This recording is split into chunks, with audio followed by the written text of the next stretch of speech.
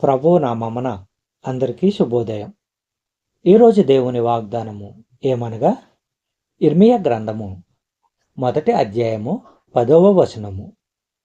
పెళ్లగించుటకును, విరుగకొట్టుటకును, నశింపజేయుటకును, పడద్రోయుటకును, కట్టుటకును, నాటుటకును నేను ఈ దినమున జనుల మీదను రాజ్యముల మీదను నిన్ను నియమించియున్నాను. సహోదరులారా, ఇర్మియా ద్వారా దేవుడు పంపిన వాక్కే జనాల మధ్య, రాజ్యాల మధ్య ఈ సంగతులను జరిగిస్తుంది. దేవుని ఆత్మ ద్వారా ఇర్మియా పలికిన పలుకులు 2 విధాలైన ఫలితాలను సాధిస్తాయి.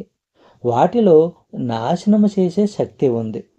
దేవుని వాక్కును వినేవారి స్థితిని బట్టి, దానికి వారు చూపే వైఖరిని బట్టి ఈ 2 ఫలితాల్లో ఏదో ఒక రకమైన ఫలితము తప్పక ఉండి తీరుతుంది. కొన్నిసార్లు మంచితనము వర్ధిల్లాలంటే చెడుతనాన్ని నాశనము చేయక తప్పదు. యెషయా గ్రంథము 55వ అధ్యాయము 10-11 వచనములు మనము పరిశీలించినట్లయితే, వర్షమును హిమమును ఆకాశము నుండి వచ్చి అక్కడికి ఎలాగూ మరలక భూమిని తడిపి విత్తువానికి విత్తనమును, భుజించువానికి ఆహారమును కలుగుటకై అది చిగిర్చి వర్ధిల్లునట్లు చేయునో, అలాగే నా నోట నుండి వచ్చు వచనమును ఉండును.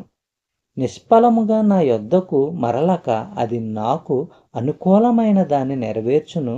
నేను పంపిన కార్యమును సఫలము చేయును.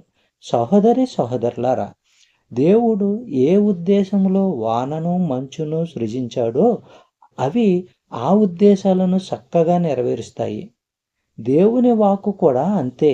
దేవుని వాక్కులు ఆయన నోట నుండి, ఆయన ప్రవక్తల నోటి నుండి వచ్చి అక్కడ నుండి లోకంలో దేవుని సంకల్పాలను నెరవేర్చేందుకు బయలుదేరాయి.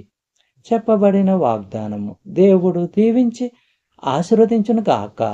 ఆమేన్.